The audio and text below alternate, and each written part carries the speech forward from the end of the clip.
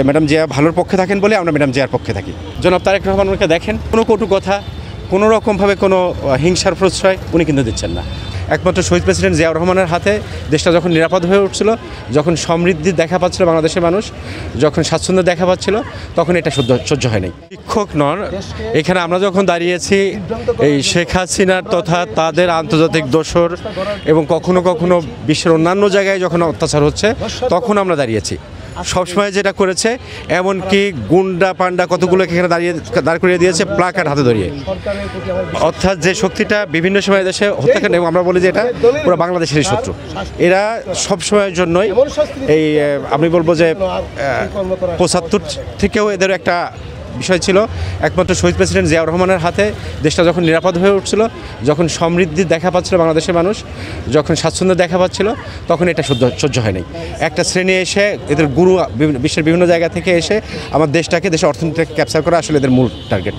তো এই দেশকে পিছিয়ে রাখা, এই দেশকে যে কোনো উপায়ে তাদের একটা প্রধানত করে রাখার জন্য এই কার্যক্রমগুলো চলছে, যে কারণে প্রেসিডেন্ট জিয়াউর রহমানকে মারা যেতে হয়েছে, এবং যে কারণে বেগম খালেদা জিয়াকে জেলে যেতে হয়েছে, এবং যে কারণে আসলে আমরা শিক্ষক ছাত্র, আমরা যারা এদেশের ভালো চাই, আমাদেরকে সবসময় পথে নামতে হয়। তবে আসার কথা কি, যে এরা যদিও এখন আবার বিভিন্নভাবে সামাজিক যোগাযোগ মাধ্যম সহ বিভিন্নভাবে এরা সংগঠিত হচ্ছে, কিন্তু এই সংগঠিত হওয়াটা আসলে কাজে দেবে না। কারণ দেশের মানুষ রক্ত দিতেও শিখে গেছে, দেশের মানুষ আসলে শিখে গেছে স্বাধীনতার মূল্য আমাকে আমারটাই অর্জনও করতে হবে, রক্ষা করতে হবে। সুতরাং ঢাকা বিশ্ববিদ্যালয়ের মাটিতে এটা সম্ভবই নয়। সাদা দল কি বিএনপি সমর্থিত একটি সংগঠন? সাদা দল আসলে বিএনপি সমর্থিত বলা এটা না। সাদা দল সবসময়, এমনকি বিএনপিও যদি অন্যায্য কিছু বলে, বিএনপিও যদি দেশ পরিচালনায় ব্যর্থ হয় কখনো ক্ষমতায় আসলে, আমরা তার বিপক্ষে আগেও কথা বলেছি, এবং সামনের দিনেও আমরা আসলে দেশের পক্ষে কথা বলার জন্য সাদা দল, দেশের শিক্ষার বিস্তারের জন্য, শিক্ষার মান রক্ষার জন্য এবং দেশের জন্য। এবং আমরা এমনকি ম্যাডাম জিয়ার উপস্থিতিতেও আমরা বলেছি যে ম্যাডাম জিয়া ভালোর পক্ষে থাকেন বলে আমরা ম্যাডাম জিয়ার পক্ষে থাকি, এবং এটা উনি দৃষ্টান্ত স্থাপন করেছেন। শহীদ প্রেসিডেন্ট জিয়াও যেমন দৃষ্টান্ত স্থাপন করেছেন, এই দেশের জন্য উনি ছিলেন আসলে সৃষ্টিকর্তা প্রদত্ত একটা আশীর্বাদ দেশের মানুষের জন্য।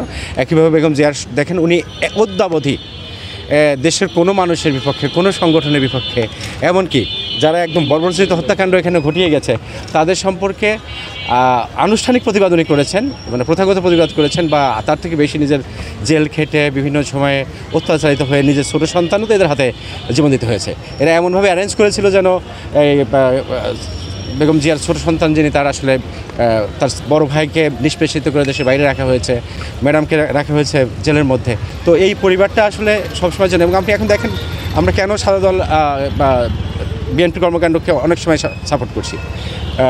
জনাব তারেক রহমানকে দেখেন, কোনো কটু কথা, কোনো রকমভাবে কোনো হিংসার প্রশ্রয় উনি কিন্তু দিচ্ছেন না, কোনো রকম অনার্যের প্রশ্রয় উনি কিন্তু দিচ্ছেন না। উনি বলছেন যে এই যারা এরকম করছে তারা আসলে ওনার দলের নন, আসলেই তো নন। প্রেসিডেন্ট জিয়ার আদর্শ যাদের থাকে তারা তো মানুষ খুন করতে পারে না। প্রেসিডেন্ট জিয়ার আদর্শ যাদের মধ্যে আছে তারা তো আসলে দেশের বিপক্ষে যেতে পারে না।